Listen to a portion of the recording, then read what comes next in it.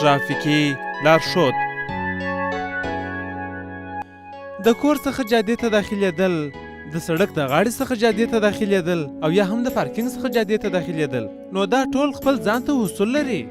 چې په څه ډول څوک خپل وسایط جادې ته داخل کړي. اوله خبره، موټر دې د سړک پر غاړه باندې درولی دی او ته سودا کوې، راغلې سودا دې خلاص شوه، نو قانون وایي چې کیدای سي یو انسان یا حیوان ستا د موټر سایې ته ناست دی، نو تر دې دمخه چې موټر ته حرکت ورکړې یو وارې شاوخوا خپل موټر وګوره، داسې نه چې ستا موټر ته نږدې یو انسان یا حیوان ناست دی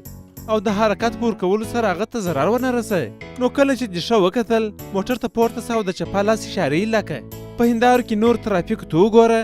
چې په دې اطمیناني سوې چې شاته چې څوک نسته، نو په دې وخت کې جادې ته داخلېدلی سې. بله خبره دا ده چې ته د خپل کور یا پارکینګ څخه جادې ته داخلېږې یا د یو بل فرعي سړک څخه راوځې، نو په دې وخت کې قانون وایي چې اول حق د هغه چا دی کوم وسایط چې پر عمومي جاده باندې مخکې لا روان یي. تو خو جادې ته نوی داخلېږې، نو پرېږده چې یو وارې د عمومي جادې ټوله وسایط تیر سي، تر هغه وروسته شاوخوا وګوره، که چیرې راستا لاس ته ګرځېدې نو خپل وسایط ته لنډه کاټې ورکړه. او مهمه خبره دا ده چې مخکې به له تا د راسته لاس اشارې لکړي، او که چیرې بیا ته چپه لاس ته ګرځېدلې نو د چپه لاس اشارې به دې روښانه وي او خپل وسایط ته به اوږده کاټې ورکړې،